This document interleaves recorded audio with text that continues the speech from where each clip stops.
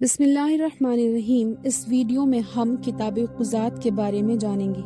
کتاب قضات بائبل کی 7ویں کتاب ہے۔ اس کتاب کا نام کتاب قضات کیوں ہے، اس کو سمجھنے کے لیے ہمیں تاریخ میں جانا پڑے گا۔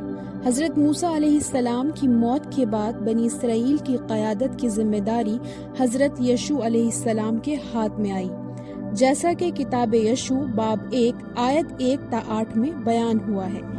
رب کے خادم موسیٰ کی موت کے بعد رب موسیٰ کے مددگار یشوع بن نون سے ہم کلام ہوا۔ اس نے کہا، میرا خادم موسیٰ فوت ہو گیا ہے، اب اٹھ اس پوری قوم کے ساتھ دریائے یردن کو پار کر کے اس ملک میں داخل ہو جا جو میں اسرائیلیوں کو دینے کو ہوں۔ جس زمین پر بھی تو اپنا پاؤں رکھے گا اسے میں موسیٰ کے ساتھ کیے گئے وعدے کے مطابق تجھے دوں گا۔ تمہارے ملک کی سرحدیں یہ ہوں گی، جنوب میں نجب کا ریگستان، شمال میں لبنان، مشرق میں دریائے فرات اور مغرب میں بحیرہ روم۔ حتہ قوم کا پورا علاقہ اس میں شامل ہوگا۔ تیرے جیتے جی کوئی تیرا سامنا نہیں کر سکے گا۔ جس طرح میں موسیٰ کے ساتھ تھا اسی طرح تیرے ساتھ بھی ہوں گا۔ میں تجھے کبھی نہیں چھوڑوں گا نہ تجھے ترک کروں گا۔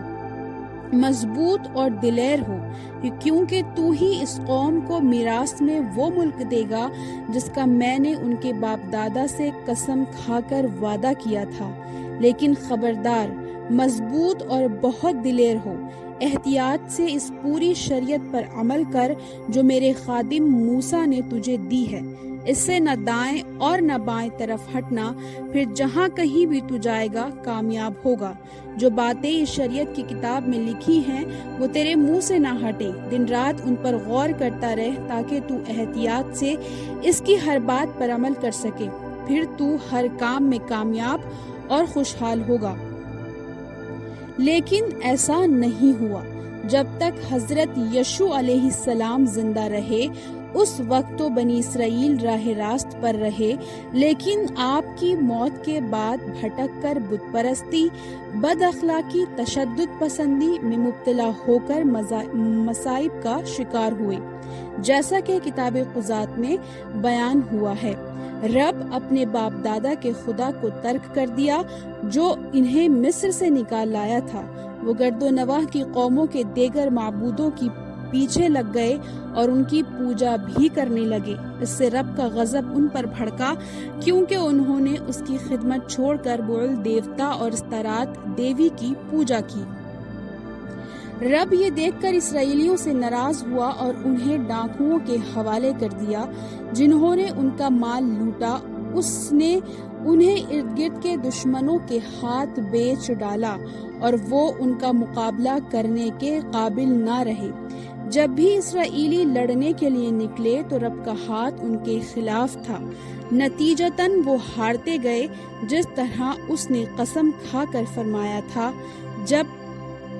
جب ان کی حالت بد سے بدتر ہو گئی تو انہوں نے رو رو کر خدا کو پکارا، تو اللہ رب العزت نے ان کی مدد فرمائی، جیسا کہ کتاب قضات میں بیان ہوا ہے۔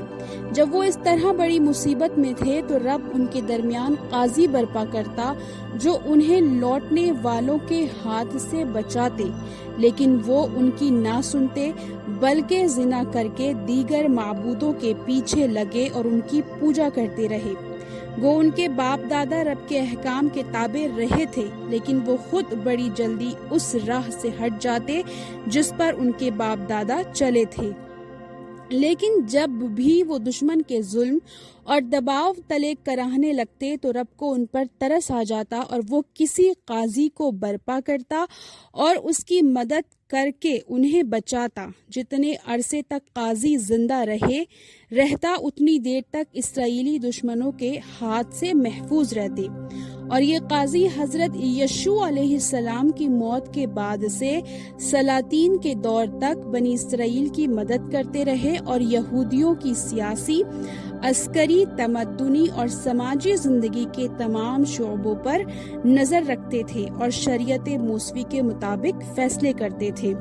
لیکن اس کے بعد بھی بنی اسرائیل راہ راست سے بھٹکتے رہے۔ لہٰذا ہمیں بنی اسرائیل کی تاریخ کا ایک حصہ اور یہ معلوم ہوا کہ اس کتاب کا نام کتاب قضات کیوں ہے۔